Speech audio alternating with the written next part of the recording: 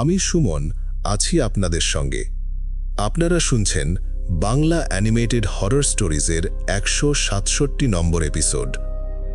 যদি আমাদের চ্যানেলে আপনি নতুন হয়ে থাকেন এবং ভৌতিক ও রোমাঞ্চকর সত্য ঘটনা পছন্দ করেন, তাহলে অবশ্যই আমাদের চ্যানেলটি সাবস্ক্রাইব করবেন।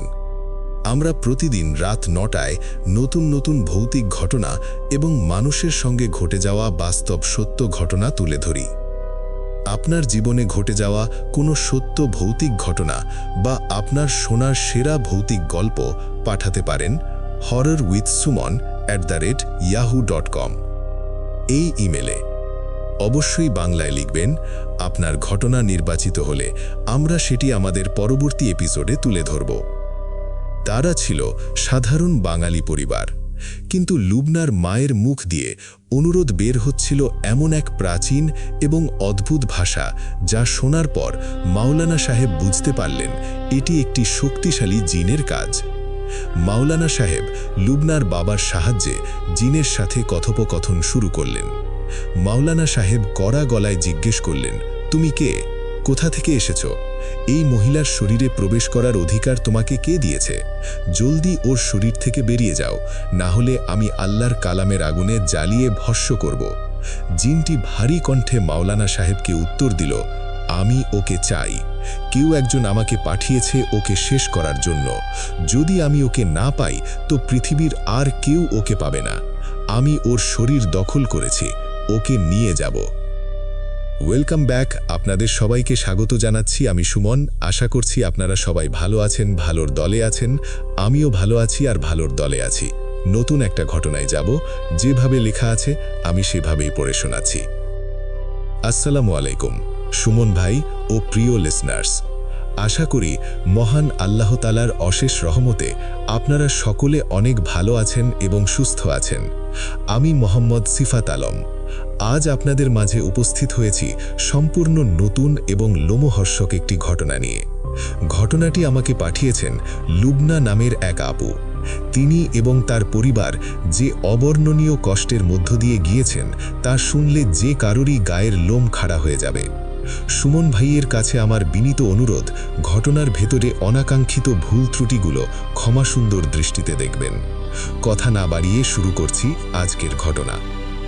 সাল 2016। লুবনা এবং তার পরিবারের বসবাস ছিল বরিশালের একটি সুপরিচিত জেলায়। লুবনার পরিবারের সদস্য সংখ্যা ছিল মোট 5 জন। লুবনার বাবা, মা, বড় বোন দিবা, লুবনা নিজে এবং তার ছোট বোন রিনা। লুবনা তখন 9ম শ্রেণীতে পড়াশোনা করত। বড় বোন দিবা সবেমাত্র কলেজে ভর্তি হয়েছে, আর ছোট বোন রিনা তখন 1ম শ্রেণীর ছাত্রী। তারা যে বাড়িতে থাকতেন সেটি মূলত লুবনার বাবার দাদির বাড়ি ছিল। বাড়িটি তারা ভাড়া নিয়ে থাকতেন। সেই বাড়িতে 2টি মাস্টার বেডরুম ছিল। বড় রুমটিতে লুবনার বাবা, মা এবং ছোট বোন রিনা ঘুমাতেন, আর অপর রুমটিতে লুবনা এবং তার বড় বোন দিবা থাকতেন। পারিবারিক দিক থেকে তারা ছিলেন খুবই সুখী। লুবনার বাবা এবং মায়ের মধ্যে বোঝাপড়া ছিল চমৎকার। প্রতিদিনের স্বাভাবিক জীবনযাপন খুব ভালোভাবেই চলছিল, কিন্তু বিপত্তির শুরু হয় হঠাৎ করেই। তাদের পরিবারের উপর নেমে আসে এক অদৃশ্য কালো ছায়া। এই ভয়ঙ্কর অধ্যায়ের সূচনা হয় এক রাতের একটি অদ্ভুত ঘটনাকে কেন্দ্র করে। রাত তখন আনুমানিক 9টা বাজে। বাইরের পরিবেশ বেশ শান্ত। রাস্তাঘাটে মানুষের কোলাহল অনেকটা কমে এসেছে। বাড়ির সবাই রাতের খাওয়া দাওয়া শেষ করে ঘুমানোর প্রস্তুতি নিচ্ছিলেন। চারপাশ বেশ নীরব। হঠাৎ এই পিনপতন নীরবতা ভেঙে লুবনার মায়ের একটি গগনবিদারী চিৎকার ভেসে আসে তাদের শোবার ঘর থেকে। লুবনার মা প্রচণ্ড জোরে গলা ফাটিয়ে চিৎকার করে ওঠেন। লুবনা এবং তার বড় বোন দিবা তাদের নিজেদের ঘরে বসে পড়াশুনো করছিল। মায়ের এমন বিকট চিৎকার শুনে তারা প্রচণ্ড ভয় পেয়ে যায়। তাদের মনে কোনো এক চরম বিপদের আশঙ্কা জাগে। মা এভাবে চিৎকার করে উঠছেন কেন? তারা কাল বিলম্ব না করে দৌড়ে মায়ের ঘরের দিকে ছুটে যায়। মায়ের ঘরে প্রবেশ করে লুবনা এবং দিবা যা দেখল তা কল্পনারও বাইরে। তারা দেখল মা বিছানার এক কোণায় ভয়ে গুটিসুটি মেরে আছেন। তার পুরো শরীর থরথর করে কাঁপছে এবং চোখ মুখ ফ্যাকাশে হয়ে গেছে। কপালে বিন্দু বিন্দু ঘাম জমেছে। লুবনা দ্রুত মায়ের কাছে গিয়ে তাকে জড়িয়ে ধরে জিজ্ঞেস করলেন, কি হয়েছে? তখন মা কাঁপা কাঁপা গলায় যা জানালেন তা শুনে সবারই আত্মা কেঁপে উঠল। লুবনার মা ঘুমানোর আগে ছোট বোন রিনাকে ঠিক করে শুইয়ে দিচ্ছিলেন। রিনা ঘুমের ঘোরে খুব বেশি নড়াচড়া করত। তাই মা ভাবলেন রিনার শোয়ার ভঙ্গিটা একটু ঠিক করে দেবেন, নইলে সকালে ওর ঘাড়ে ব্যথা হতে পারে। এই ভেবে তিনি যখন রিনার মাথাটা একটু উঁচু করে বালিশটা ঠিক করতে গেলেন, ঠিক তখনই তিনি বালিশের নিচে নরম তুলতুলে এবং আঠালো কিছু একটার অস্তিত্ব টের পেলেন। কৌতূহলবশত লুবনার মা বালিশটা একটু উঁচু করে ধরেন, আর বালিশ তুলতেই তিনি যা দেখলেন তা কোনো স্বাভাবিক দৃশ্য ছিল না। বালিশের ঠিক নিচে অসংখ্য জ্যান্ত সাদা পোকা কিলবিল করছে। পোকাগুলো এলোমেলোভাবে ছড়িয়ে ছিল না, সেগুলো নিখুঁতভাবে একটি গোলাকার বৃত্ত তৈরি করে রেখেছিল। দেখে মনে হচ্ছিল কেউ যেন খুব যত্ন করে পোকাগুলোকে একটা বৃত্তাকার শেপে সাজিয়ে রেখেছে। আর সবচেয়ে আশ্চর্যের বিষয় হলো সেই পোকাগুলোর তৈরি করা বৃত্তের ঠিক মাঝখানে অদ্ভুত দর্শনের একটি কুচকুচে কালো রঙের পোকা বসেছিল।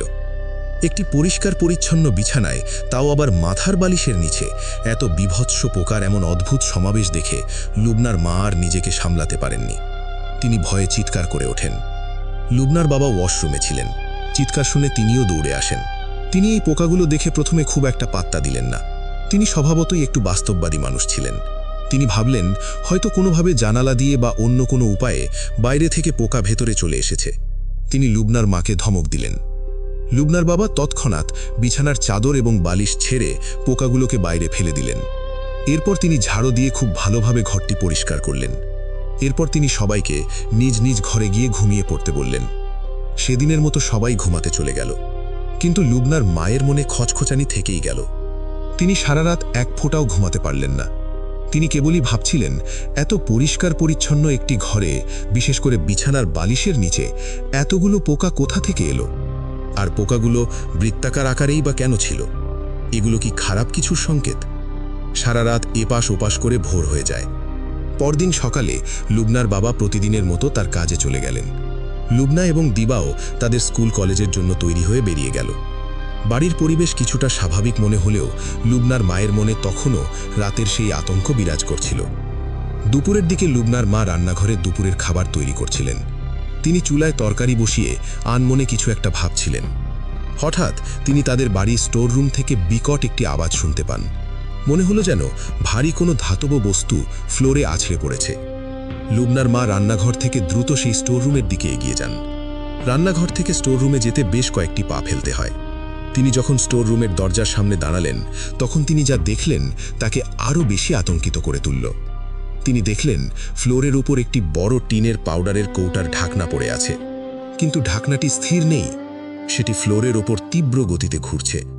একটি সমতলে টিনের ঢাকনা ফ্লোরে পড়লে কিছুক্ষণ আওয়াজ হয়, কিন্তু একসময়ে সেটি স্থির হয়ে যায়। করে স্বাভাবিকভাবে থেমে যাওয়ার কথা, কিন্তু ঢাকনাটি অদ্ভুত এক ছন্দে মেঝের উপর বৃত্তাকারে ঘুরে চলেছে এবং একটা ভয়ঙ্কর ধাতব শব্দ তৈরি করছে।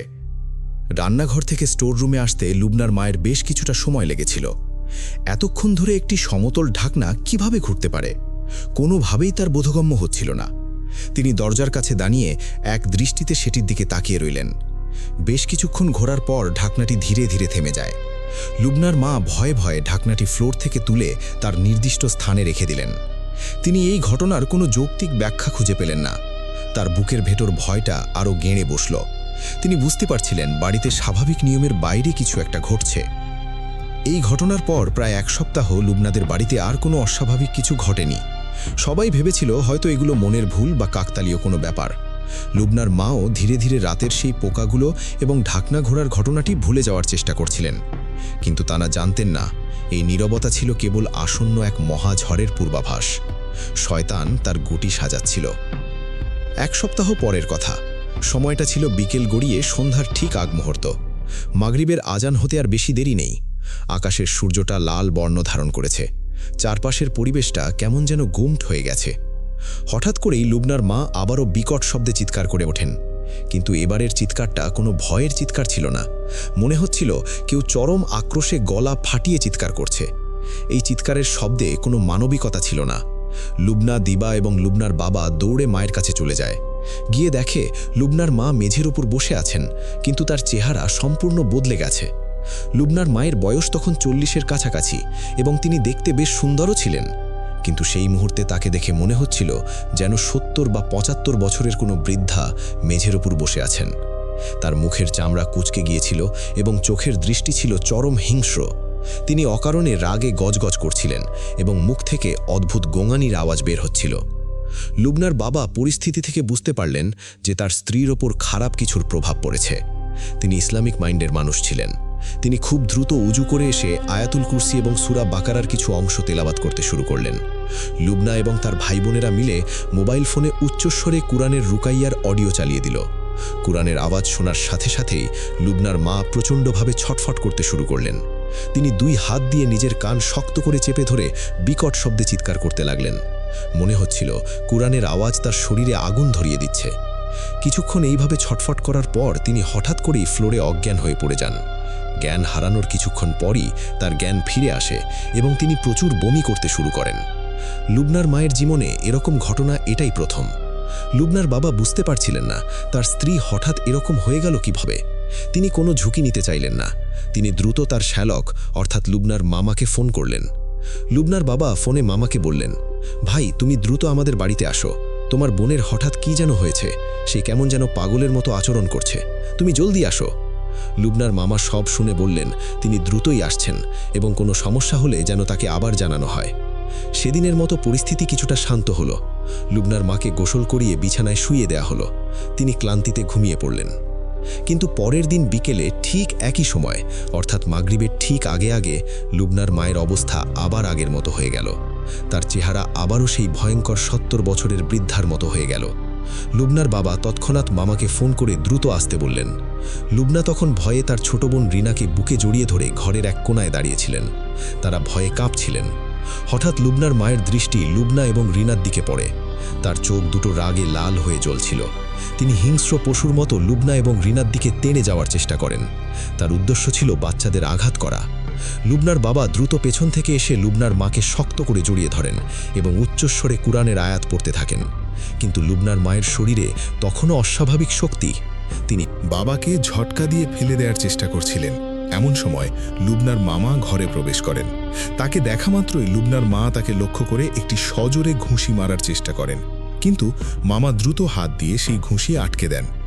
মামা এবং বাবা মিলে লুবনার মাকে অনেক কষ্ট করে আটকে রাখেন এবং সূরা নাস ও সূরা ফালাক পড়ে ফুঁ দিতে থাকেন। কিছুক্ষণ ধস্তাধস্তির পর লুবনার মা আবার জ্ঞান হারিয়ে ফেলেন। লুবনার বাবা তাকে বিছানায় শুইয়ে দেন। কিছুক্ষণ পর লুবনার মায়ের জ্ঞান ফিরে আসে এবং তিনি ঘুমের অতলে চলে যান। সেদিন রাতে লুবনার বাবা সিদ্ধান্ত নিলেন যে তারা কেউ আলাদা ঘরে ঘুমাবেন না। বাড়ির ড্রয়িং রুমে সবাই একসাথে ঘুমাবেন, যাতে লুবনার মায়ের কোনো সমস্যা হলে সবাই মিলে তাকে সাহায্য করতে পারেন। বাবা এবং মা বিছানায় ঘুমালেন, আর লুবনা, দিবা এবং রিনা ফ্লোরে তোষক পিছিয়ে ঘুমালো। পরের কয়েকদিন লুবনার মায়ের আর কোনো সমস্যা হলো না। সবাই ভাবল হয়তো খারাপ সময়টা কেটে গেছে, কিন্তু তাদের এই ধারণা যে কতটা ভুল ছিল তা তারা খুবই শীঘ্রই বুঝতে পারল। কয়েকদিন পরের কথা, সময়টা সেই একই। মাগরিবের ঠিক আগে লুবনার বাবা তার নিজের কাজ করার ঘরে বসে কিছু কাজ করছিলেন। সেই ঘরে একটি সোফা ছিল। লুবনা, দিবা এবং রিনা সেই সোফায় বসে গল্প করছিল। এমন সময় লুবনার মা সেখানে উপস্থিত হলেন। তিনি সোফার একপাশে এসে বসলেন। লুবনার বাবা কাজ শেষ করে কম্পিউটার বন্ধ করে তাদের সাথে গল্পে যোগ দিলেন। পরিবারের সবাই মিলে হাসি খুশিভাবে গল্প করছিলেন। পরিবেশটা ছিল একেবারেই স্বাভাবিক। মনে হচ্ছিল কোথাও কোনো সমস্যা নেই, কিন্তু গল্পের মাঝখানেই হঠাৎ লুবনার মা সোফার উপর নেতিয়ে পড়লেন। তার মাথাটা পেছনের দিকে হেলে পড়ল। মনে হলো তিনি হঠাৎ করেই গভীর ঘুমে তলিয়ে গেছেন। লুবনার বাবা দ্রুত তার কাছে গিয়ে ডাকতে শুরু করলেন, কি হলো তোমার? এভাবে হঠাৎ করে ঘুমিয়ে পড়লে কেন? ওঠো, চোখ খোলো। লুবনার বাবা তাকে বেশ কয়েকবার ঝাঁকুনি দিলেন। লুবনা এবং তার বোনেরা ভয়ে একদম চুপ হয়ে গেল। বেশ কিছুক্ষণ ডাকার পর লুবনার মা ধীরে ধীরে চোখ খুললেন, কিন্তু তার চোখের দৃষ্টি ছিল সম্পূর্ণ অপরিচিত। সেই দৃষ্টিতে ছিল এক তীব্র আক্রোশ আর শীতলতা। ছোট বোন রিনা ভয়ে কেঁদে উঠল। লুবনা সাহস করে তার মাকে জিজ্ঞাসা করল, মা, তোমার কি হয়েছে? তুমি এমন করছো কেন? লুবনার কথা শোনার সাথে সাথেই তার মা লুবনার দিকে এক পলকে তাকিয়ে রইলেন। তারপর তার ঠোঁটের কোণে ফুটে উঠল এক বিকট এবং ভয়ঙ্কর হাসি। সেই হাসি ধীরে ধীরে এক গগনদিদারী অট্টহাসিতে পরিণত হল। সেই হাসির শব্দে যেন ঘরের দেওয়ালগুলো কেঁপে উঠছিল। এটি কোনো মানুষের হাসি ছিল না, এটি ছিল এক ভয়ঙ্কর অশুভ শক্তির হাসি। লুবনার বাবা বুঝতে পারলেন পরিস্থিতি হাতের বাইরে চলে যাচ্ছে। তিনি দ্রুত লুবনার মাকে ঝাঁকাতে লাগলেন এবং বলতে লাগলেন, আল্লাহকে স্মরণ করো, তুমি কে? আমার স্ত্রীর শরীর থেকে বেরিয়ে যাও। কিন্তু লুবনার মা কোনো কথাই শুনছিলেন না। তিনি কেবল বিকট শব্দে হাসছিলেন। লুবনার বাবা নিরুপায় হয়ে আবার লুবনার মামাকে ফোন করলেন এবং বিস্তারিত জানালেন। লুবনার মামা এবার একা আসলেন না, তিনি সাথে করে একজন হুজুরকে নিয়ে আসলেন। হুজুরকে মাওলানা সাহেব বলেই সম্বোধন করছি। মাওলানা সাহেব এসে লুবনার মাকে ড্রয়িং রুমে নিয়ে যেতে বললেন। লুবনার বাবা মাকে কোলে করে ড্রয়িং রুমের ছোট একটি বিছানায় শুইয়ে দিলেন। মাওলানা সাহেব তার ইসলামিক রুকাইয়ার চিকিৎসা শুরু করলেন। তিনি বিশুদ্ধ উচ্চারণে কোরআন তেলাওয়াত করতে লাগলেন। কোরআনের আওয়াজ শোনার সাথে সাথে লুবনার মা প্রচণ্ডভাবে ছটফট করতে শুরু করলেন। তার মুখ থেকে এবার পুরুষের মতো ভারী এবং কর্কশ আওয়াজ বের হতে লাগল। তিনি অদ্ভুত এক অপরিচিত ভাষায় কথা বলতে লাগলেন। ভাষাটি লুবনাদের একেবারেই অজানা ছিল।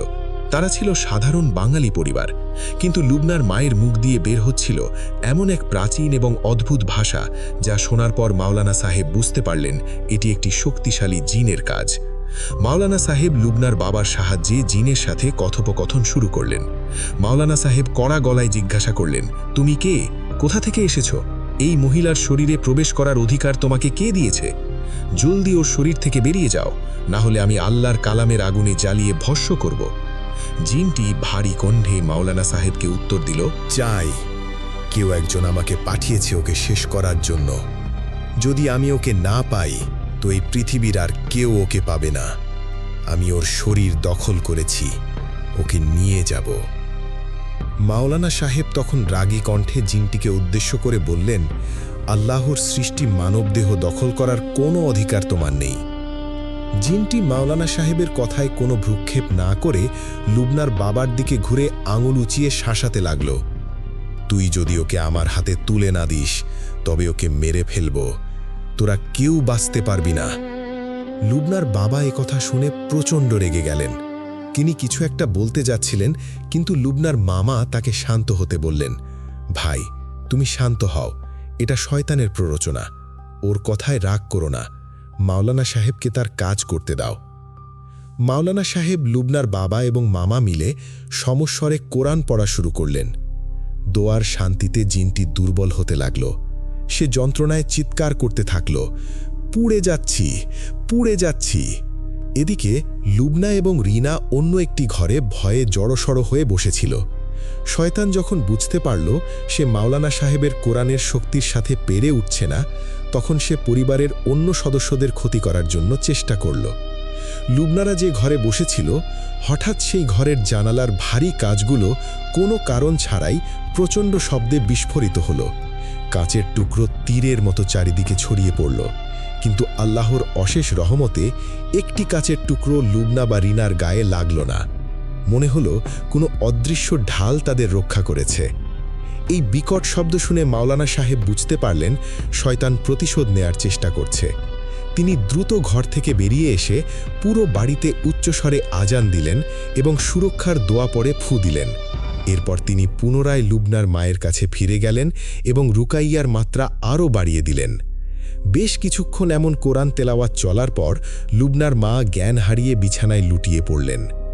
মাওলানা সাহেব তখন লুবনার বাবা এবং মামাকে ডাক দিলেন এবং বললেন, আপনাদের পরিবারের ওপর কেউ একজন ভয়ঙ্কর কুফুরি বা কালো জাদু করেছে। এই কালো জাদুর উদ্দেশ্য হল আপনাদের সংসার ধ্বংস করে দেয়া এবং আপনার স্ত্রীকে শেষ করে দেয়া। যে এই কাজ করেছে সে অনেক আগে থেকেই আপনাদের পরিবারের প্রতি ঈর্ষান্বিত ছিল। সে চায় না আপনার স্ত্রী আপনার সাথে সুখে সংসার করুক। লুবনার বাবা অবাক হয়ে বললেন, কিন্তু মাওলানা সাহেব, আমার স্ত্রীর তো এমন কোনো শত্রু নেই, কে এই কাজ করতে পারে? মাওলানা সাহেব শান্ত কণ্ঠে উত্তর দিলেন, শয়তান মানুষের রূপ ধরে আমাদের আশেপাশেই থাকে। অনেক সময় আমরা যাদের সবচেয়ে তাছের মনে করি তারাই ঈর্ষাবশত এমন জঘন্য কুফুরি কাজে লিপ্ত হয়। ইসলামে এমন কাজকে সুস্পষ্ট হারাম বলা হয়েছে। কে করেছে তা খুঁজে বের করার চেয়ে এখন জরুরি হলো আপনার স্ত্রীকে এই জাদুর প্রভাব থেকে মুক্ত করা। এরপর মাওলানা সাহেব লুবনার বাবাকে বললেন লুবনার মাকে বিছানা থেকে তুলতে। লুবনার বাবা এবং মামা মিলে যখন লুবনার মাকে বিছানা থেকে তুললেন, তখন বিছানার দৃশ্য দেখে সবার চোখ ছানা বড়া হয়ে গেল। বিছানার চাদরের ওপর লুবনার মায়ের শরীরের ঠিক যে স্থানগুলো স্পর্শ করেছিল সেখানে জঘন্য এবং দুর্গন্ধযুক্ত অসংখ্য সাদা পোকা কিলবিল করছে। পোকাগুলো এমনভাবে জড়ো হয়েছিল যা দেখলে যে কারোরই বমি চলে আসবে। মাওলানা সাহেব দ্রুত পোকাগুলোকে একটি পাত্রে সংগ্রহ করতে বললেন এবং তিনি বিছানার তোশকটি তুলতে বললেন।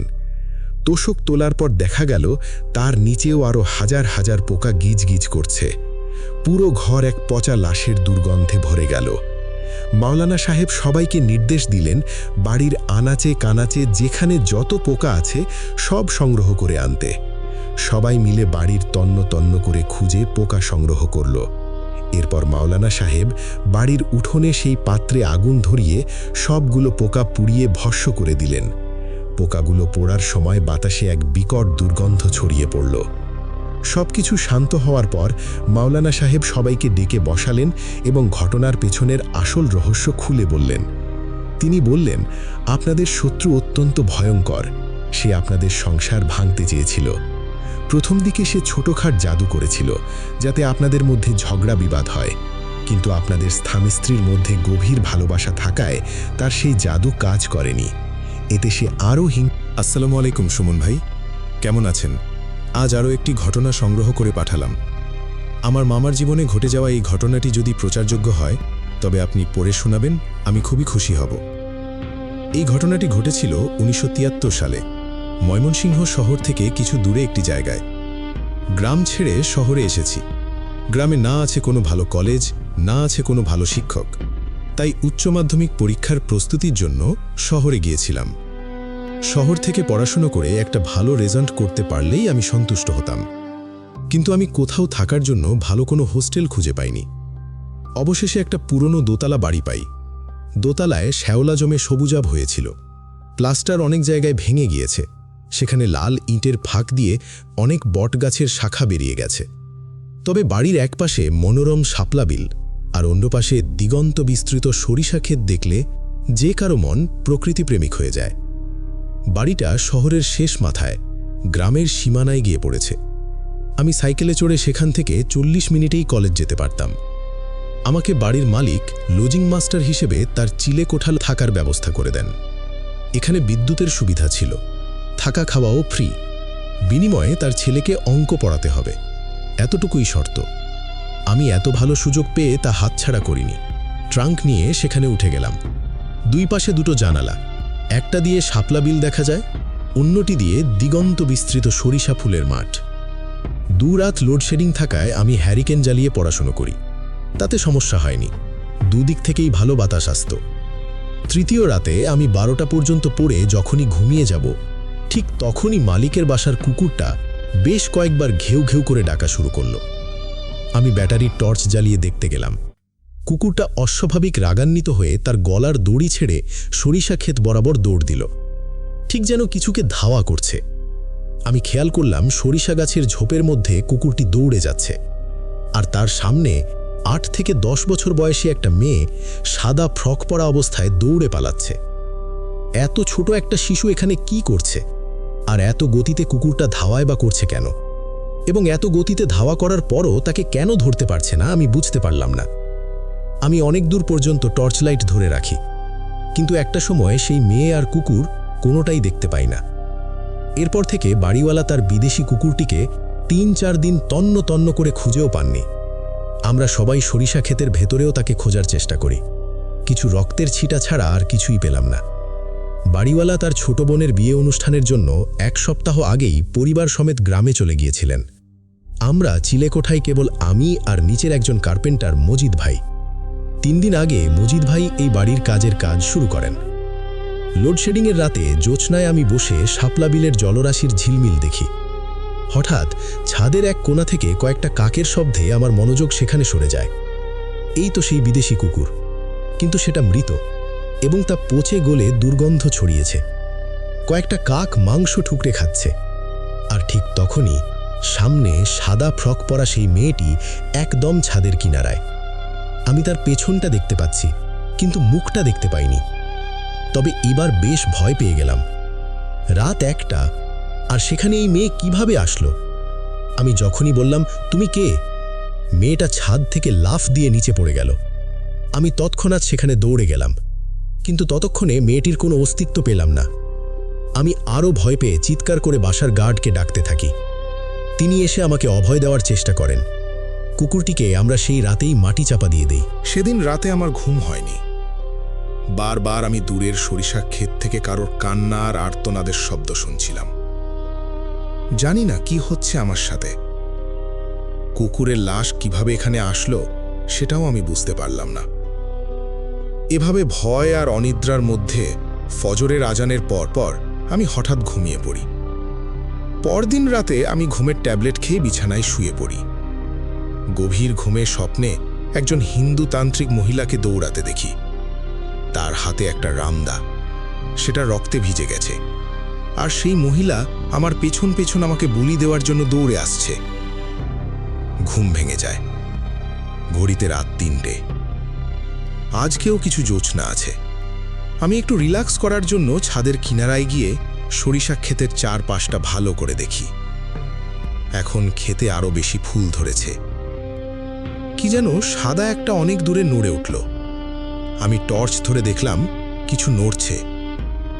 আলোতে দেখলাম একটা সাদা শাড়ি পরা মহিলা আর সেই মেয়েটি। মহিলাটার হাতে সেই রামদা যেটা আমি স্বপ্নে দেখেছিলাম। মহিলাটি ওই মেয়েটাকে ধাওয়া করছে। মেয়েটা জোরে জোরে চিৎকার করছে, বাঁচাও আমাকে, বাঁচাও। আমি ভয় পেলাম। এতটাই ভয় পেলাম যে আমার সারা শরীরে কাঁপুনি উঠল। আমি আতঙ্কিত হয়ে আর একটু নড়তে পারছিলাম না। মহিলাটি দা নিয়ে দৌড়ে আমাদের বাড়ির কাছে আসতে থাকে। এরপর শাপলা বিলের কিছুটা কাছে আসতেই সেই দা দিয়ে মেয়েটাকে একটা কোপ দেয়। মাথা দেহ থেকে আলাদা হয়ে যায়। চারিদিকে রক্ত ছিটকে পড়ে আর রক্তের ধারা শাপলা বিলে নেমে আসে। এবার আমি লাইট ধরেই মহিলার বিকৃত চেহারা দেখি। মুখে অসংখ্য কাটা, ক্ষত, রক্তাক্ত চেহারা। আমি ভয় পেয়ে চিৎকার দেই। তখন হাত থেকে টর্চ লাইটটাও পড়ে যায়। আমি তৎক্ষণাৎ টর্চ লাইটটি উঠিয়ে আবার সেখানে ধরতেই দেখি কেউ নেই, যেন এক পলকে সব হাওয়ায় মিলিয়ে গেল। সে রাতে দরজা বন্ধ করে আমি চিলেকোঠায় ভয়ে লুকিয়ে থাকি। আমি ব্যক্তিগতভাবে ভূতপ্রেতে বিশ্বাস করতাম না অতটা। আমি তখন ভেবেছিলাম যে আসন্ন পরীক্ষার চিন্তায় হয়তো আমার কোনো মানসিক সমস্যা হচ্ছে, যেমন স্কিজোফ্রেনিয়া বা এরকম ধরনের কোনো সমস্যা। তাই আমি একজন সাইকিয়াট্রিস্টের সাহায্য নিই। তিনি আমাকে কিছু ঔষধ দেওয়ার পাশাপাশি বাসা পরিবর্তন করার উপদেশ দেন। কিন্তু আমার তখন সেটুকু সময়ও ছিল না যে বাসা পরিবর্তন করে নতুন বাসায় উঠব। এরপর কিছুদিন তেমন কোনো সমস্যা হয়নি। এদিকে বাড়ির মালিকও দিন 15 হলেও আসেননি। হঠাৎ এক রাতে ফজরের আজানের কিছুটা আগে আমার চিলেকোঠার দরজায় কেউ জোরে জোরে নক করতে থাকে। দরজা খুলতেই দেখি বাসার গার্ড মজিদ ভাই। তিনি এতটাই আতঙ্কিত এবং ভীত যে মুখ দিয়ে কোনো কথাই বের হচ্ছে না। ফজরের আজানের পর তিনি কিছুটা শান্ত হয়ে আমাকে তার সমস্যার কথা খুলে বলেন। তার বর্ণনায় যেটা জানা যায়, মজিদ ভাই সে রাতে ডিউটিরত অবস্থায় বাড়ির পাশে শাপলা বিলে একজন মহিলাকে দেখতে পান। তখন রাত 12টা বেজে গেছে। প্রথমে দূর থেকে আবঝা আলোয় তিনি অনুমান করেছিলেন যে হয়তো সেই মহিলা রাতে কাপড় ধোয়ার জন্য এসেছে, কিন্তু তখন প্রায় 2 ঘন্টা কেটে যায়। ওই মহিলা সেখানেই সেভাবেই বসে থাকে। মজিদ ভাই খুব ভালোভাবে নজর দিয়ে দেখার জন্য বিলের কাছে চলে যান। তার টর্চের মৃদু আলোতে তিনি দেখার চেষ্টা করেন। কি ভয়ঙ্কর ব্যাপার! সাদা শাড়ি পরা ওই মহিলার পা উল্টো, আর তার হাতে মস্ত বড় এক রামদা। একটা ছোট মেয়ের লাশকে কুপিয়ে কুপিয়ে তার হাত, পা, মাথা সব পৃথক করছে। মজিদ ভাই ভয়ে কাঁপতে কাঁপতে জিজ্ঞেস করেছিলেন, আপনি কে? তৎক্ষণাৎ সেই অপয়া তার টর্চ লাইটের দিকে তাকিয়ে চিৎকার দেয়। ক্ষতবিক্ষত বিভৎস চেহারার সেই মহিলা একটা পিশাচের রূপ নেয়। সেটা তার দিকে রামদা নিয়ে ছুটে আসে। তিনি প্রচণ্ড ভয় পেয়ে সরিষা ক্ষেতের মাঝ বরাবর দৌড়াতে থাকেন। তিনি যতই দৌড়াতে থাকেন ততই দিক হারিয়ে ফেলেন। সরিষা ক্ষেতের কোনো সীমানা পান না। তবুও ভয়ঙ্কর পিশাচ তার পিছু নিতে থাকে। একটা সময় তার হাত থেকে টর্চ লাইটটা মাটিতে পড়ে যায়, কিন্তু তাতেও রক্ষে নেই। সেই শয়তানটা তার পেছনে ছুটতেই থাকে। তিনি হঠাৎ সরিষা ক্ষেতের মাঝখানে একটা আলোর উৎস দেখে সেখানে ছুটে যান। কিন্তু দুঃখজনক ব্যাপার হলো, তিনি যে টর্চ লাইটটা ফেলে এসেছিলেন সেটা আবার তার সামনে পড়েছিল, আর সেটার আলোয় দূর থেকে তিনি দেখছিলেন অর্থাৎ তিনি বারবার ঘুরে ফিরে একই রাস্তায় এসেছিলেন। এবার আর কোনো উপায় না পেয়ে মজিদ ভাই জোরে চিৎকার করতে থাকেন। কিছুক্ষণ পর একটা ছোট সুন্দর মেয়েকে দেখতে পান। সেই মেয়েটিকে তিনি ফলো করতে থাকেন এবং এক পর্যায়ে তিনি বাসায় ফিরে আসতে সক্ষম হন। মজিদ ভাইয়ের ঘটনা শোনার পর আমি 2-2 4 মিলিয়ে ফেলি। তখন আমারও মনে হতে থাকে হয়তো এখানে কোনো প্যারানর্মাল সমস্যা আছে। পরদিন আমরা মসজিদের ইমাম সাহেবের সাথে সাক্ষাৎ করি। তিনি ওই এলাকার একজন প্রবীণ পীর সাহেবের দরগায় আমাদের নিয়ে যান। আমরা পীর সাহেব জনাব সাবের হুজুরের কাছে সব ঘটনা খুলে বলি। তিনি আমাদের কথা শোনেন এবং জায়নামাজে বসে ধ্যান শুরু করেন। কিছুক্ষণ পর তিনি আমাদের ডেকে জিজ্ঞেস করেন আমাদের মধ্যে কেউ তুলা রাশির জাতক কিনা। আমরা দুজনেই তুলা রাশির জাতক। এ কথা শুনে তিনি আমাদের যা বলেন তা হলো এমন, আপনারা যে বাড়িতে থাকছেন তা পূর্বে একটা শ্মশান ছিল। ওই বাড়ি যেখানে স্থাপন করা হয় সেখানে পূর্বে একটা বাবলা গাছ ছিল। সেই গাছের নিচেই একজন নারী তান্ত্রিক বসবাস করত। চিরযৌবন ও অমরত্ব লাভের জন্য তন্ত্র সাধনা করত। সাধনা সফল করার জন্য বিশেষ বিশেষ তিথিতে তাকে 7টা শিশুকে বলি দিতে হয়েছিল। বলি দেওয়ার আগে সে স্বপ্নে সেই শিশুর সম্পর্কে জানতে পারত। সে তার পিশাচ ও প্রেত চালনা দিয়ে ওইসব শিশুদের সম্মোহিত করে নিজের ডেরায় নিয়ে আসত। এরপর নির্দিষ্ট সময় তাদের বলি দিত। এভাবে এসে 6টা শিশুকে বলি দেয়। কিন্তু যেদিন শেষ বলি দেওয়ার চেষ্টা করে সেদিন গ্রামের কিছু লোক তাকে সেখানেই থামিয়ে দেয়। এরপর গ্রামের জমিদার তাকে সেই বাবলা গাছের নিচে বেঁধে কঠিন শাস্তি দেয়। কিন্তু গ্রামের মানুষ তাতেও সন্তুষ্ট হয় না এবং তারা সেই মহিলাকে সেখানেই পিটিয়ে মেরে ফেলে। তারপর তাকে সেই গাছের নিচেই মাটি চাপা দেওয়া হয়। এই বাড়িটা সেই বাবলা গাছের ওপরেই করা হয়েছিল। কিন্তু সে আপনাদের পেছনে লেগেছে অন্য কারণে। সে অতৃপ্ত, তাই সে তার কাজ শেষ করার জন্য একটা তুলা রাশিরই জাতক খুঁজছে। কিন্তু যে কোনো কারণেই হোক আপনাদের ক্ষতি হয়নি। আর আপনারা যেসব শিশুদের দেখছেন তারা ভিকটিম। কিন্তু আমি বুঝতে পারছি না যে সে মারা যাবার পরেও কেন সাধনা পূর্ণ করতে চায়। সে তার বশীভূত প্রেত পিশাচ দিয়েও আপনাদের ক্ষতি করতে চেয়েছিল। উল্লেখ্য, এখন বছরের সেই উপযুক্ত তিথি চলছে যখন তান্ত্রিকরা বেশি নরবলি দিয়ে থাকে, কারণ এখন অধিকাংশ গ্রহ নক্ষত্র প্রায় কাছাকাছি অবস্থান করছে। তাই হয়তো এই অশুভ শক্তির সক্রিয়তা বেড়েছে।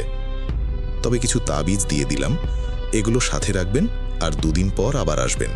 কিন্তু আমরা একটা ব্যাপার বুঝতে পারিনি যে আমাদের বাড়ির মালিক দীর্ঘদিন যাবৎ বাইরে আছেন কেন, এখনো ফিরছেন না কেন। আমরা 2 দিন পর খবর নিয়ে জানতে পারি যে বাড়ির মালিক বিয়ের অনুষ্ঠান থেকে ফেরার পথে অ্যাক্সিডেন্ট করেন। সেখানে মালিকের ছোট ছেলে ও বোন বাদে সবাই নিহত হন। ইন্না লিল্লাহি ওয়া ইন্না ইলাইহি রাজিউন। পীর সাহেব ওখানে যেতেই তিনি অগ্রিম আমাদের দুর্ঘটনার বিষয়ে একটি চাঞ্চল্যকর তথ্য দেন। মালিক যখন গাড়ি নিয়ে ফিরছিলেন তখন মাঝ রাস্তায় তারা একজন সাদা শাড়ি পরা মহিলাকে দেখতে পান এবং সে রাস্তার মাঝেই তাদের দিকে দা দিয়ে আক্রমণের উদ্দেশ্যে এগিয়ে যায়। তৎক্ষণাৎ ড্রাইভার গাড়ির নিয়ন্ত্রণ হারিয়ে খাদে পড়ে যায়। মজিদ ভাই জানতে চাইলেন যে ওই মহিলা কি সেই অতৃপ্ত তান্ত্রিকের প্রেত কিনা। পীর সাহেব বললেন, এটা সেই অতৃপ্ত তান্ত্রিকেরই আত্মা। হয়তো তার কোনো ক্ষোভ থেকেই সে এমনটা করেছে। আমিও মজিদ ভাই পীর সাহেবের কথার সত্যতা যাচাইয়ের জন্য বাড়ির মালিকের বোনের সাথে যোগাযোগ করি। কি অবাক কাণ্ড, ঘটনাটা সত্যিই মিলে যায়। এরপর থেকে আমি নতুন বাসা খুঁজতে থাকি এবং মজিদ ভাই ও পীর সাহেব ওই সমস্যার একটা সমাধান করার চেষ্টা করেন। আমি যে কয়দিন ছিলাম মধ্যরাতে কখনো কান্নার শব্দ, আবার কখনো বাঁচাও বাঁচাও এমন চিৎকারের শব্দ শুনেছি। এরপর আমি নতুন একটা হোস্টেল পাই এবং সেখানে শিফট করি। এর প্রায় 5 বছর পর হঠাৎ কাকতলীয়ভাবে আমার দেখা হয় মজিদ ভাইয়ের সাথে। তার কাছ থেকে জানতে পারি যে বাড়ির মালিকের ছোট ছেলেটি একদিন নিখোঁজ হয়ে যায় এবং 5 দিন পর তার মাথাবিহীন লাশ শাপলা বিল থেকে উদ্ধার করা হয়। কিন্তু তারপর মালিকের বোন যতদিন ছিলেন ততদিন তিনিও বিভিন্ন সমস্যা ফেস করেন। শেষে পীর সাহেবের সহায়তায় ওই বাড়ির গোসলখানার নিচ থেকে খোদাই করে একটা কঙ্কাল উদ্ধার করা হয়। পীর সাহেবের কথা অনুযায়ী এটা সেই মহিলা তান্ত্রিকের কঙ্কাল। এরপর সেসব নিয়ে একজন হিন্দু পুরোহিতের মাধ্যমে পুড়িয়ে তার শ্রাদ্ধ করে পিণ্ড দান করা হয়েছিল। কিন্তু দুঃখজনক হলেও সত্য যে বাড়ির ছোট ছেলেটিকে রক্ষা করা যায়নি। 5 বছর পর সব শুনে আমি খুব কষ্ট পেলাম। সুন্দর কখনো কখনো ভয়ঙ্কর রূপ ধারণ করে। অপরূপ সুন্দর সরিষা ফুলের ক্ষেত কিংবা শাপলা বিল কখনো কখনো সৌন্দর্যের আড়ালে ভয়ঙ্কর অতীতকে লুকিয়ে রাখে। ঘটনাটি ধৈর্য ধরে শোনার জন্য সবাইকে ধন্যবাদ। আমার কাছে আরও ঘটনা আছে, যদি সুযোগ পাই পাঠানোর চেষ্টা করব। রিফাত হাসান লিখেছেন ময়মনসিংহ থেকে। আপনাকে অসংখ্য ধন্যবাদ আমাদের সঙ্গে ঘটনা শেয়ার করার জন্য। আমরা চলে যাব আমাদের পরবর্তী ঘটনায়। আসসালামু আলাইকুম সুমন ভাই ও প্রিয় লিসেনার্স, কেমন আছেন আপনারা? আশা করি মহান আল্লাহ তাআলার অশেষ রহমতে আপনারা সকলে অনেক ভালো আছেন এবং সুস্থ আছেন। আমি সুমন আলম আজ কানিজ ফাতেমা নামের এক আপুর স্টোরি নিয়ে আপনাদের মাঝে উপস্থিত হয়েছি। তিনি বলেন তিনি তার জীবনে অত্যন্ত ভয়ানক একটি ঘটনা পার করেছেন। তিনি ভট.কমের সাথে শুরু থেকেই সম্পৃক্ত। এই স্টোরিও তিনি বহু বছর যাবৎ শুনে আসছেন। একটা এপিসোডও কখনো তিনি মিস করেননি। তিনি বলেন, আমি অনেক দিন ধরেই ভাবছিলাম আপনাদের সাথে যোগাযোগ করব, নিজের এই অভিজ্ঞতার কথা জানাবো, কিন্তু কিছুতেই সাহস করে উঠতে পারছিলাম না। ভেতরে কেমন যেন একটা ভয় কাজ করত। আসলে মানুষ ভাবে তার সাথে হয়তো কখনো এমন কিছু হবে না, আমিও তাই ভাবতাম। কিন্তু যখন নিজের জীবনে এমন কিছু ঘটে, তখন চারপাশের চেনা পৃথিবীটা একেবারে অচেনা হয়ে যায়। আমার জীবনের মূল ঘটনাটি মূলত কালো জাদু বা ব্ল্যাক ম্যাজিক নিয়ে। সময়টা 2014 সাল। আমি তখন পড়াশোনা শেষ করে একটা বেসরকারি এয়ারলাইন্সে কেবিন ক্রু হিসেবে জয়েন করি। মাশাল্লাহ, আমার কেরিয়ার খুব ভালোই এগোচ্ছিল।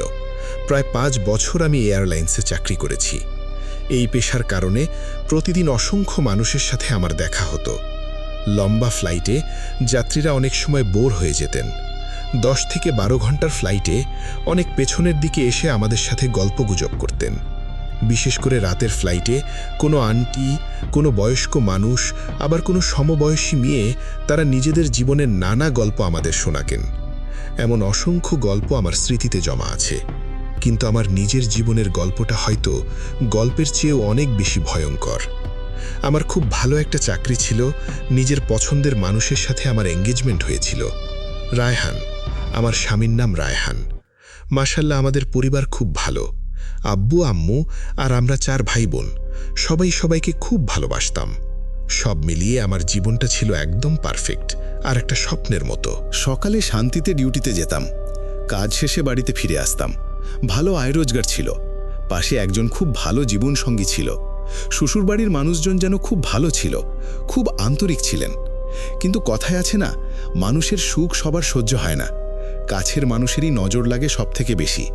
আর এই কাছের মানুষরাই যখন ক্ষতি করতে চায়, তখন সেটা আটকানো খুব মুশকিল হয়ে যায়। আমাদের এনগেজমেন্টের পরে প্রায় 1.25 বছর কেটে গিয়েছিল। শ্বশুরবাড়ি থেকে বলা হচ্ছিল এবার বিয়ে কাজটা সেরে ফেলা দরকার। আমি আর রায়হান মিলে সিদ্ধান্ত নিয়েছিলাম, বড় করে বিয়ের অনুষ্ঠানের আগে আমরা শুধু আকদ করে রাখব। বিয়ে পরে করে রাখলেও কোনো সমস্যা নেই, কাগজে কলমে আমরা সেটাও করে রাখব। ভিসা প্রসেসিং, নাম পরিবর্তন, এসব কাজে বেশ সময় লাগত। আমাদের খুব ইচ্ছে ছিল বিয়ের পর আমরা একসাথে ওমরা করতে যাব। 2 পরিবারের সবাই আমাদের সিদ্ধান্তে রাজি হলেন। ঠিক হলো ডিসেম্বর মাসে আমাদের মূল বিয়ের অনুষ্ঠান হবে, কিন্তু বিয়েটা হবে জুনের দিকে। জুন মাস প্রচণ্ড গরম, আর সেই সাথে তখন রমজান মাসও চলছিল। বিয়ের দিনক্ষণ ঠিক করা হলো। আমি আর রায়হান খুব খুশি ছিলাম। সবকিছু কেমন যেন স্বপ্নের মতো এগোচ্ছিল। কিন্তু এরপর থেকে আমার জীবনে কালো মেঘ চমকাতে শুরু করলো। ঘটনাটা শুরু হয় একদম আমার বিয়ের দিন থেকে। আমার নানি এসব খারাপ নজর বা জিনের আসর নিয়ে খুব সতর্ক থাকতেন।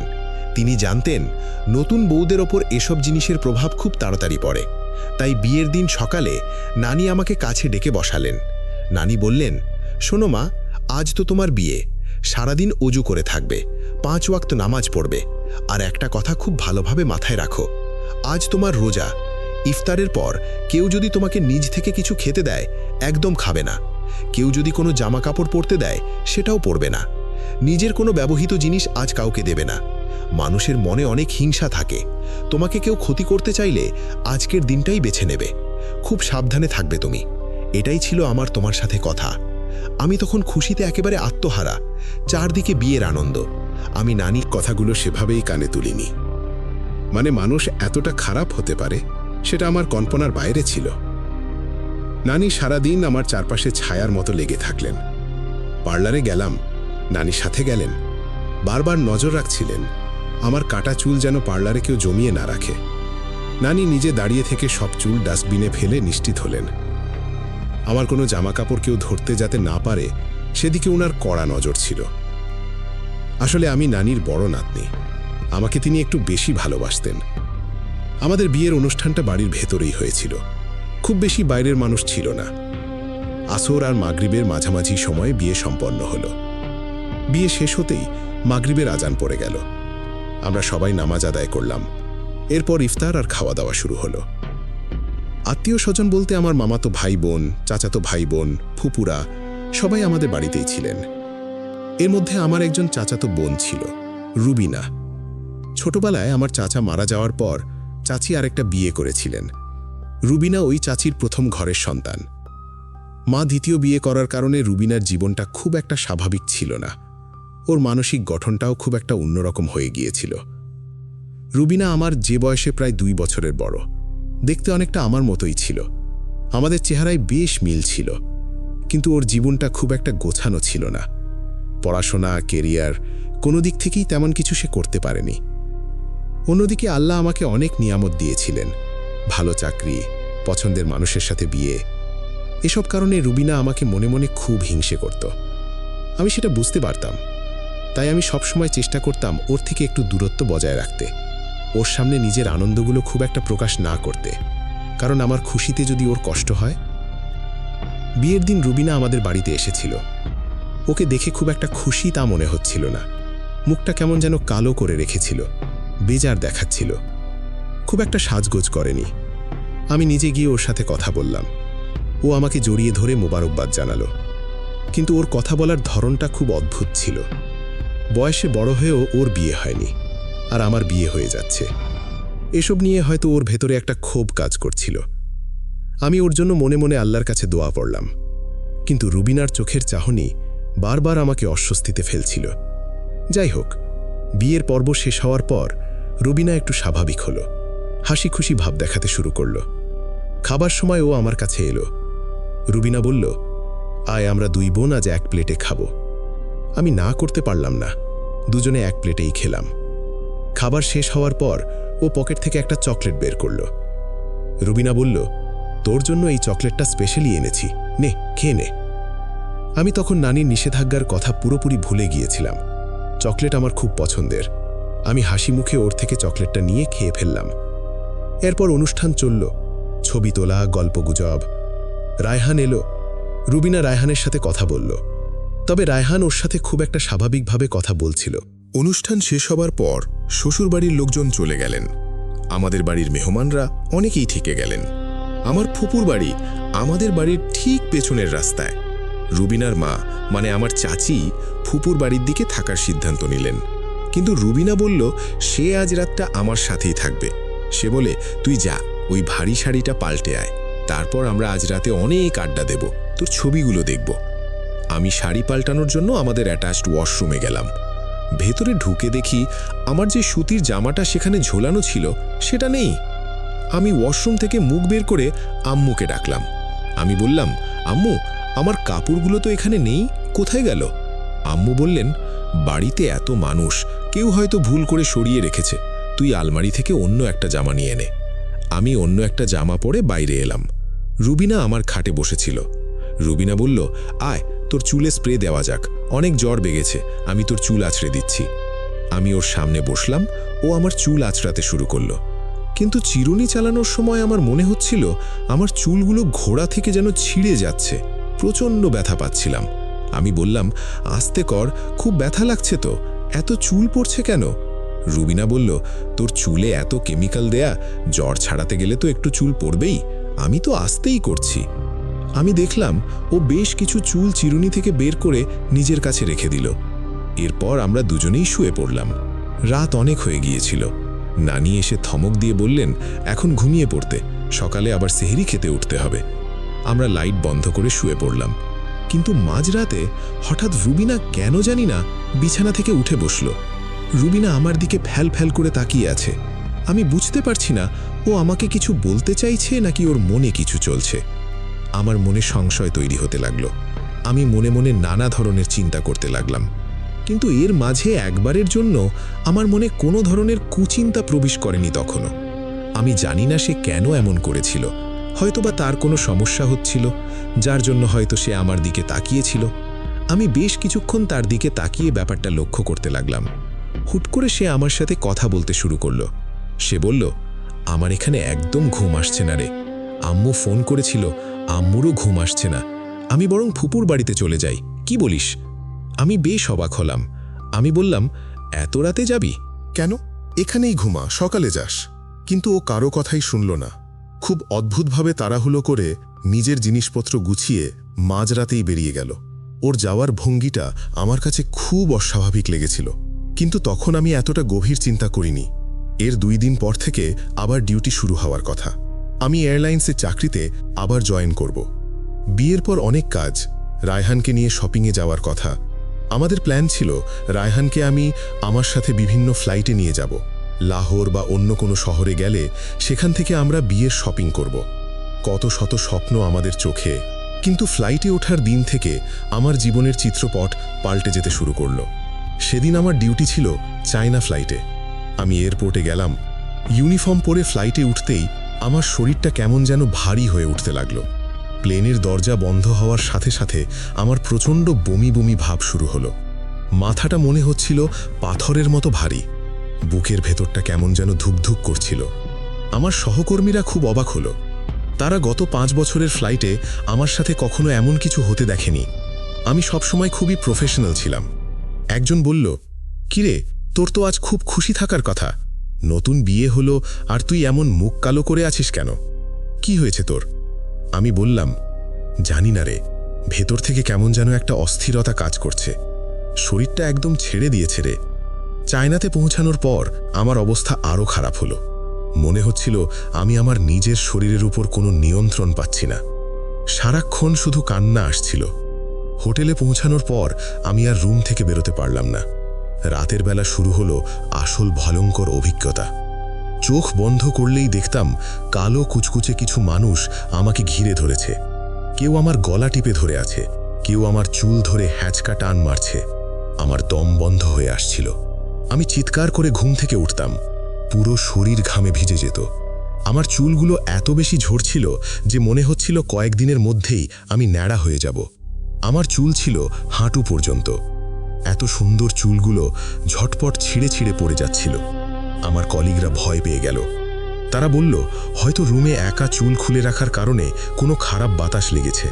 তারা আমাকে নিয়ে রুকাইয়া করার চেষ্টা করল, কিন্তু কিছুতেই কোনো কাজ হচ্ছিল না। চায়নাতে আমাদের 7 দিন থাকার কথা ছিল। ওই 7টা দিন আমার জীবনের সবচেয়ে ভয়ঙ্কর 7 দিন। আমার সহকর্মীরা বাইরে ঘুরে বেড়াচ্ছে, শপিং করছে, আর আমি একটা অন্ধকার রুমের বিছানায় পড়ে পড়ে ধুঁকছি। কেন, এখানেই ঘুমা, সকালে যাস। কিন্তু ও কারো কথাই শুনল না। খুব অদ্ভুতভাবে তাড়াহুড়ো করে নিজের জিনিসপত্র গুছিয়ে মাঝরাতেই বেরিয়ে গেল। ওর যাওয়ার ভঙ্গিটা আমার কাছে খুব অস্বাভাবিক লেগেছিল, কিন্তু তখন আমি এতটা গভীর চিন্তা করিনি। এর 2 দিন পর থেকে আবার ডিউটি শুরু হওয়ার কথা। আমি এয়ারলাইন্সে চাকরিতে আবার জয়েন করব। বিয়ের পর অনেক কাজ, রায়হানকে নিয়ে শপিংয়ে যাওয়ার কথা। আমাদের প্ল্যান ছিল রায়হানকে আমি আমার সাথে বিভিন্ন ফ্লাইটে নিয়ে যাব। লাহোর বা অন্য কোনো শহরে গেলে সেখান থেকে আমরা বিয়ের শপিং করব। কত শত স্বপ্ন আমাদের চোখে, কিন্তু ফ্লাইটে ওঠার দিন থেকে আমার জীবনের চিত্রপট পাল্টে যেতে শুরু করলো। সেদিন আমার ডিউটি ছিল চায়না ফ্লাইটে। আমি এয়ারপোর্টে গেলাম। ইউনিফর্ম পরে ফ্লাইটে উঠতেই আমার শরীরটা কেমন যেন ভারী হয়ে উঠতে লাগলো। প্লেনের দরজা বন্ধ হওয়ার সাথে সাথে আমার প্রচণ্ড বমি বমি ভাব শুরু হলো। মাথাটা মনে হচ্ছিল পাথরের মতো ভারী, বুকের ভেতরটা কেমন যেন ধুকধুক করছিল। আমার সহকর্মীরা খুব অবাক হলো। তারা গত 5 বছরের ফ্লাইটে আমার সাথে কখনো এমন কিছু হতে দেখেনি। আমি সবসময় খুবই প্রফেশনাল ছিলাম। একজন বলল, কিরে, তোর তো আজ খুব খুশি থাকার কথা, নতুন বিয়ে হলো আর তুই এমন মুখ কালো করে আছিস কেন? কি হয়েছে তোর? আমি বললাম, জানি না রে, ভেতর থেকে কেমন যেন একটা অস্থিরতা কাজ করছে, শরীরটা একদম ছেড়ে দিয়েছে রে। চায়নাতে পৌঁছানোর পর আমার অবস্থা আরও খারাপ হলো।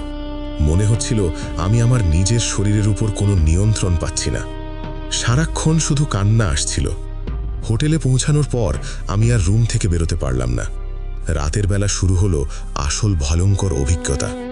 চোখ বন্ধ করলেই দেখতাম কালো কুচকুচে কিছু মানুষ আমাকে ঘিরে ধরেছে। কেউ আমার গলা টিপে ধরে আছে, কেউ আমার চুল ধরে হ্যাঁচকা টান মারছে। আমার দম বন্ধ হয়ে আসছিল। আমি চিৎকার করে ঘুম থেকে উঠতাম। পুরো শরীর ঘামে ভিজে যেত। আমার চুলগুলো এত বেশি ঝরছিল যে মনে হচ্ছিল কয়েকদিনের মধ্যেই আমি ন্যাড়া হয়ে যাব। আমার চুল ছিল হাঁটু পর্যন্ত। এত সুন্দর চুলগুলো ঝটপট ছিঁড়ে ছিঁড়ে পড়ে যাচ্ছিল। আমার কলিগরা ভয় পেয়ে গেল। তারা বলল হয়তো রুমে একা চুল খুলে রাখার কারণে কোনো খারাপ বাতাস লেগেছে। তারা আমাকে নিয়ে রুকাইয়া করার চেষ্টা করল, কিন্তু কিছুতেই কোনো কাজ হচ্ছিল না। চায়নাতে আমাদের 7 দিন থাকার কথা ছিল। ওই 7টা দিন আমার জীবনের সবচেয়ে ভয়ঙ্কর 7 দিন। আমার সহকর্মীরা বাইরে ঘুরে বেড়াচ্ছে, শপিং করছে, আর আমি একটা অন্ধকার রুমের বিছানায় পড়ে পড়ে ধুঁকছি। এর মধ্যে সবচেয়ে বড় যে বিষয়টা ঘটল তা হলো রায়হানের সাথে আমার সমস্ত যোগাযোগ বন্ধ হয়ে গেল। এই 7 দিন আমাদের একেবারের জন্য কোনো কথা হয়নি। আমি যখন ওর নাম্বারে কল দিতাম দেখতাম নেটওয়ার্ক নেই। ও কল দিলে আমার নাম্বার বন্ধ পেত, ইন্টারনেটও কাজ করছিল না। অথচ আমার আব্বু আম্মুর সাথে আমার ঠিকই কথা হচ্ছিল।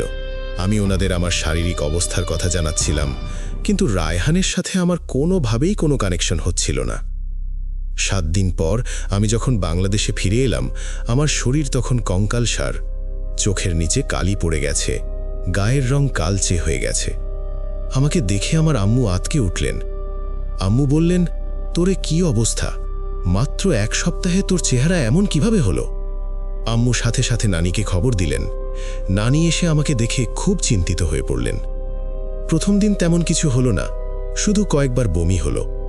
আমাকে ডাক্তারের কাছে নেওয়া হলো, অনেকগুলো টেস্ট করা হলো, কিন্তু সব রিপোর্ট একদম নরমাল। ডাক্তারি বিদ্যায় আমার কোনো রোগ ধরা পড়ল না। আমি এয়ারলাইন্স থেকে সিক লিভ নিলাম। বাড়ি ফেরার পর শুরু হলো রাতের বিভীষিকা। ঠিক রাত 2টো থেকে 2:30টার মধ্যে আমার শরীর শক্ত হয়ে যেতে শুরু করে। হাত পাগুলো সাপের মতো এঁকে বেঁকে যেত, চোখ দুটো উল্টে যেত। আমি নিজের অজান্তেই দাঁতে দাঁত চেপে ঘুমাতে থাকতাম। নানি আমার এই অবস্থা দেখে পুরোপুরি নিশ্চিত হলেন যে এটা কোনো সাধারণ রোগ নয়। আমার চুল এত বেশি পড়ছিল যে আমি হাঁটু পর্যন্ত লম্বা চুল কেটে কাঁধ পর্যন্ত ছোট করে ফেললাম। প্রতিটা রাত আমার জন্য একটা মৃত্যু যন্ত্রণা নিয়ে আসছিল। মনে হতো রুমের কোনায় কেউ দাঁড়িয়ে আছে, ছাদের উপর থেকে কেউ যেন উকি দিচ্ছে। এক কথায় বলি, রাত তখন প্রায় 12টা বাজে। সবাই ঘুমিয়ে পড়েছে, আমি নানির সাথে ঘুমাচ্ছিলাম। হঠাৎ আমার মনে হলো আম্মু আমার জন্য 1 গ্লাস দুধ নিয়ে এসেছেন। আম্মু বললেন, নে মা, দুধটা খেয়ে নে, শরীর তো দুর্বল হয়ে আছে না। আমি বললাম, আম্মু, আমার একদম খেতে ইচ্ছে করছে না, আমাকে জোর করো না প্লিজ। কিন্তু আম্মু জোর করে আমার মুখে গ্লাসটা চেপে ধরলেন। আমি কান্না করতে করতে গ্লাসটা ছুঁড়ে মারলাম। বিকট একটা শব্দ হলো। আমার ঘোর কেটে গেল। চোখ মেলে দেখি আমার বেডরুমে আমি নেই। আমি রান্নাঘরে দাঁড়িয়ে আছি, আর রান্নাঘরের মেঝেতে গ্লাস ভেঙে টুকরো টুকরো হয়ে আছে। আমার হাত দিয়ে রক্ত পড়ছে। শব্দ শুনে বাড়ির সবাই দৌড়ে এলো, আমাকে ধরে আমার রুমে নিয়ে গেল। এমন অদ্ভুত সব ঘটনা প্রায় প্রতিদিনই ঘটছিল। নানি একদিন আমাকে ডাকলেন। নানি বললেন, মা, খুব ঠান্ডা মাথায় চিন্তা করে দেখতো, বিয়ের দিন তুই কি কারো হাত দিয়ে কিছু খেয়েছিলি? অস্বাভাবিক কিছু কি ঘটেছিল? আমি তখন ঘোরের মধ্যে ছিলাম, আমার কিছুই মনে পড়ছিল না। আমি বললাম, না নানি, এমন কিছু তো মনে পড়ছে না। আসলে বিয়ের পর প্রায় 20 থেকে 22 দিন কেটে গিয়েছিল। এই 20 দিনে রায়হানের সাথে আমার কোনো যোগাযোগ হয়নি। সবচেয়ে আশ্চর্যের বিষয় হলো, আমার নিজেরও রায়হানের সাথে কথা বলার কোনো তাগিদ অনুভব হচ্ছিল না। মনে হচ্ছিল রায়হান বলে আমার কেউ নেই, জীবনে কেউ নেই। স্মৃতি থেকে ওর নামটা যেন মুছে দিয়েছে কেউ। পরিবারের মানুষ যখন ওর কথা জিজ্ঞেস করত, আমি বলতাম, হ্যাঁ, কথা তো হয়েছে। অথচ আমি মিথ্যা বলতাম। 1 মাস পর একদিন আমার শাশুড়ি আম্মুর নাম্বারে কল করেন।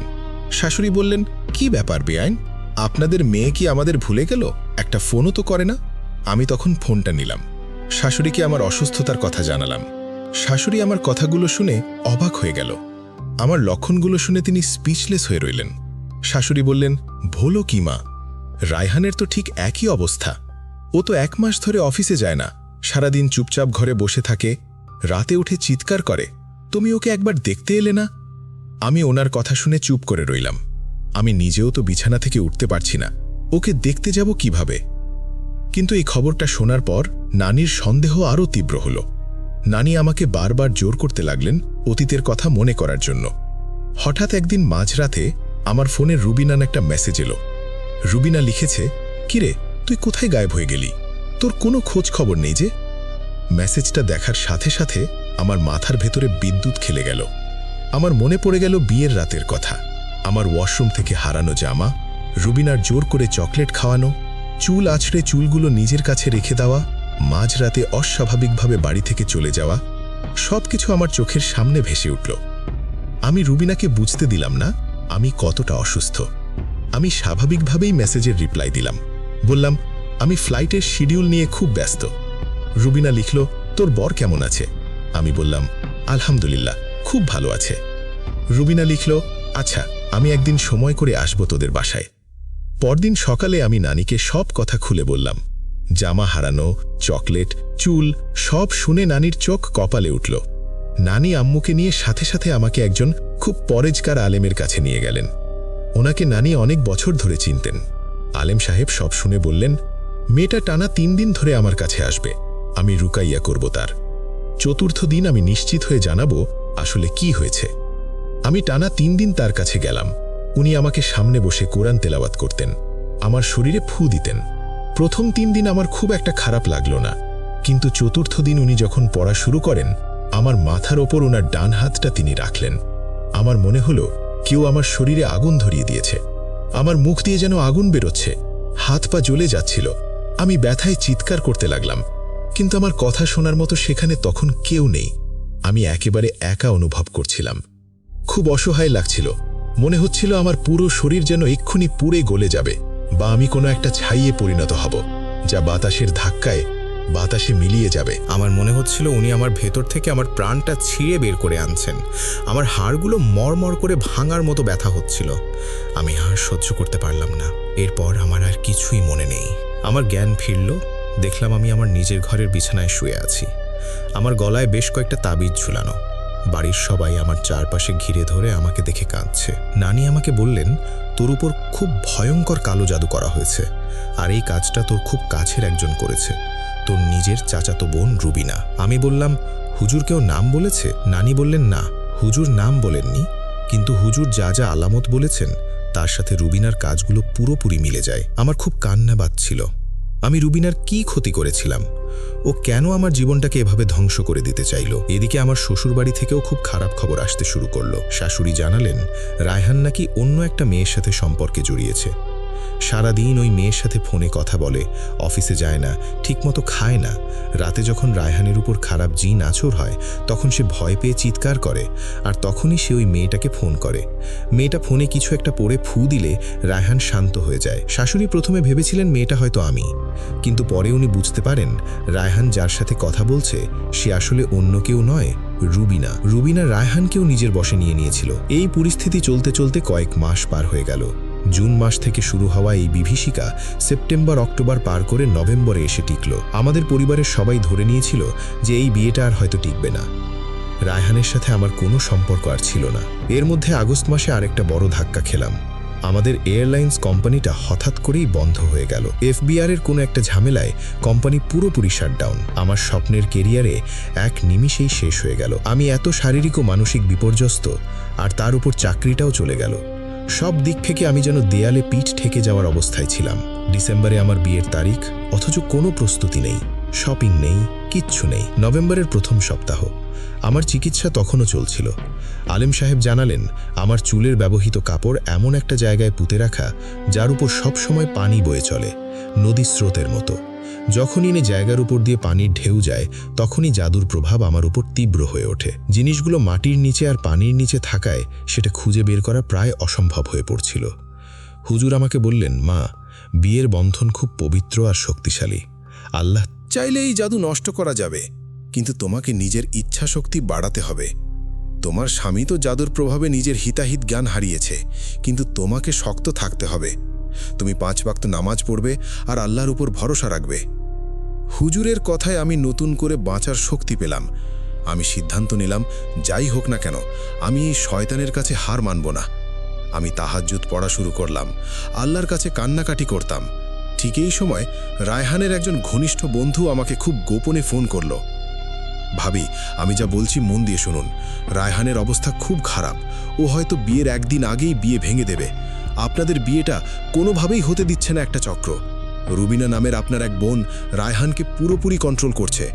রুবিনা যা পড়তে বলে রায়হান তাই পড়ে, যা খেতে বলে তাই খায়।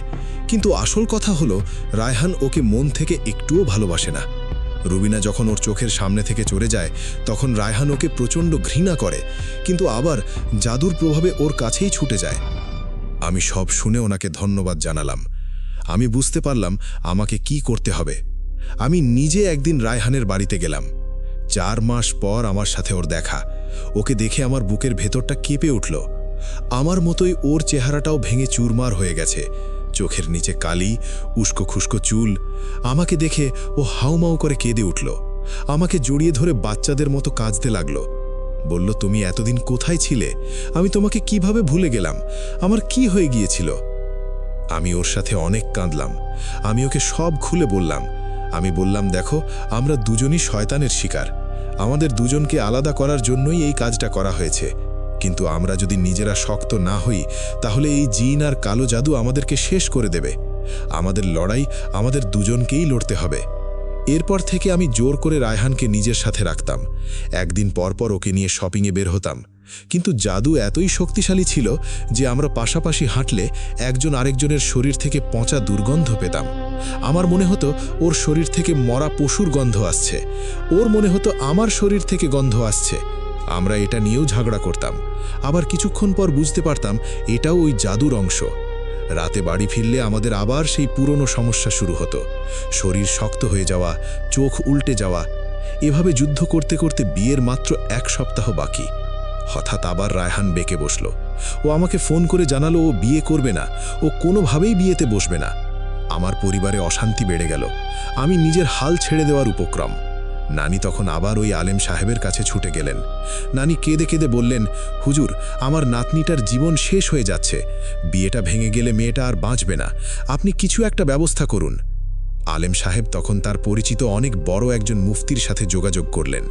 ওনারা দুজন মিলে বিশেষ কোনো আমলের মাধ্যমে জাদুর মূল জায়গাটা শনাক্ত করতে সক্ষম হলেন। বিয়ের ঠিক 2 দিন আগে ওনারা ওই পানির নিচ থেকে জাদুর পুটলিটা উদ্ধার করলেন। বিশ্বাস করবেন না আপনারা, যখন ওনারা ওই পুটলিটা বের করে জাদু নষ্ট করছিলেন আমার বাড়িতে, তখন আমি মৃত্যু যন্ত্রণায় ছটফট করছিলাম। আমার মনে হচ্ছিল কেউ আমাকে শূন্যে ভাসিয়ে আছড় মারছে। এটা শুধু আমিই দেখছিলাম। প্রায় আধা ঘন্টায় তাণ্ডব চলার পর আমি জ্ঞান হারিয়ে ফেলি। নানি যখন হুজুরকে ফোন করলেন, হুজুর জানালেন, আলহামদুলিল্লাহ, জাদু নষ্ট করা হয়েছে। ওনারা জাদুর পুটলির ভেতর থেকে আমার ব্যবহার করা অন্তর্বাস, বিয়ের দিনের জামার টুকরো, আমার চুল আর কিছু রক্ত পেয়েছিলেন। তবে রক্ত রুবিনা কিভাবে সংগ্রহ করেছিল সেটা আমি আজও জানি না। জাদু নষ্ট হওয়ার পর টানা 2-3 দিন প্রচণ্ড জ্বর ছিল আমার, কিন্তু ভেতর থেকে আমি একদম সুস্থ অনুভব করছিলাম। বিয়ের আগের দিন রাতে রায়হান আমাকে ফোন করল। রায়হান খুব স্বাভাবিক গলায় বলল, কি খবর বউ? কাল কিন্তু আমি ঠিক সময় বরযাত্রী নিয়ে আসছি, তুই রেডি তো? ওর কথা শুনে আমি অঝরে কাঁদলাম। মনে হচ্ছিল আমি যেন নতুন জীবন ফিরে পেয়েছি।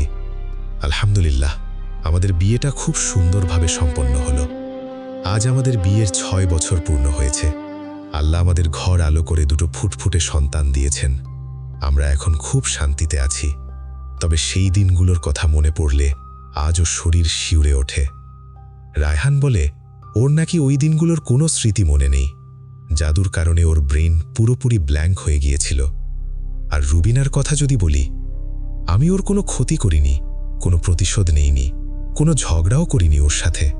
আমি সব কিছু মন আল্লাহর উপর ছেড়ে দিয়েছিলাম। আল্লাহ তাকে হেদায়েত দান করুন। তবে আমি শুনেছি রুবিনা পরে রায়হানের সেই ঘনিষ্ঠ বন্ধুকে বিয়ে করেছে, কিন্তু বিয়ের পর থেকে সে খুব কষ্টে আছে। তাদের কোনো সন্তান হয়নি। নানা রকম জটিল অসুখে সে বিছানায় পড়ে আছে। কেউ তার খোঁজ নেয় না। মানুষের ক্ষতি করতে গিয়ে সে নিজের জীবনটাই ধ্বংস করে ফেলেছে। আল্লাহ ওকে হেদায়েত দান করুক। আমি কাউকে অভিশাপ দেই না, দিতেও চাই না, কারণ এই দুনিয়াতে আমরা যা করব তার শাস্তি আল্লাহ তাআলা নিজে দেবেন। আমি অভিশাপ দিলেও সে শাস্তি পাবে, না দিলেও সে শাস্তি পাবে। আমি চাই না আমার জন্য কেউ পরকালে আটকে যাক, কিন্তু আবার এটাও চাই না কেউ আমাকে হিংসা করে আমার জন্য, আমার উপরে আমার পরিবারকে ধ্বংস করার জন্য এ ধরনের বাজে খেলায় মত্ত হয়ে উঠুক। আপনাদের সবার কাছে একটা অনুরোধ আমার, আপনারা কেউ হিংসার বশবর্তী হয়ে এমন কিছু করবেন না যাতে করে আপনার কাছের মানুষের জীবনটা তিলে তিলে ধ্বংস হয়ে যায়। কেননা কাছের মানুষকে যখন আপনি এভাবে ধ্বংস হতে দেখবেন, হয়তোবা আপনার অজান্তেই আপনার মনের কোথাও একটা গভীর সমবেদনের কাজ করবে তার জন্য, কিন্তু তখন বড্ড দেরি হয়ে যাবে। আপনার তখন কিছুই করার থাকবে না। আপনি চাইলেও আপনি যা করেছেন তাকে আন্ডু করতে পারবেন না। এতে করে তার জীবনটা তো শেষই, আপনি নিজের পরকাল হারাচ্ছেন। আসসালামু আলাইকুম। এই বলে আপু তার ঘটনাটি শেষ করেন। তিনি তার পরিবারের জন্য সবার কাছে দোয়া চেয়েছেন, আল্লাহ যেন সবাইকে খারাপ জিন আর কালো জাদুর প্রভাব থেকে মুক্ত রাখেন। এই দোয়া তিনি করেছেন। ধন্যবাদ প্রিয় লিসনার্স, আপনাদের সকলকে এতক্ষণ সময় নিয়ে আমার আজকের এই ঘটনাটি শোনার জন্য। আবার ফিরে আসব নতুন কোনো এপিসোডে, নতুন কোনো ঘটনা নিয়ে আপনাদের সামনে। আজকের ঘটনাটি কেমন লাগলো তা অবশ্যই কমেন্ট করে জানাবেন। যদি ঘটনাটি ভালো লেগে থাকে তাহলে একটি লাইক দিয়ে আমাদের উৎসাহিত করুন, এবং এখনও সাবস্ক্রাইব না করে থাকলে অবশ্যই বাংলা অ্যানিমেটেড হরর স্টোরিজ চ্যানেলটি সাবস্ক্রাইব করে পাশে থাকা বেল আইকনটি অন করে রাখুন, যাতে প্রতিদিন রাত 9টায় নতুন ভৌতিক এবং বাস্তব সত্য ঘটনার নোটিফিকেশন সবার আগে পেয়ে যান। আপনার জীবনে ঘটে যাওয়া কোনো সত্য ভৌতিক ঘটনা বা আপনার শোনা সেরা ভৌতিক গল্প পাঠাতে পারেন horrorwithsuman@yahoo.com এই ইমেলে। আপনার ঘটনা নির্বাচিত হলে আমরা সেটি আমাদের পরবর্তী এপিসোডে তুলে ধরব। আজ এ পর্যন্তই। আমি সুমন। আবারও দেখা হবে নতুন একটি ভৌতিক এবং রোমাঞ্চকর সত্য ঘটনা নিয়ে। সবাই ভালো থাকুন। আল্লাহ হাফেজ।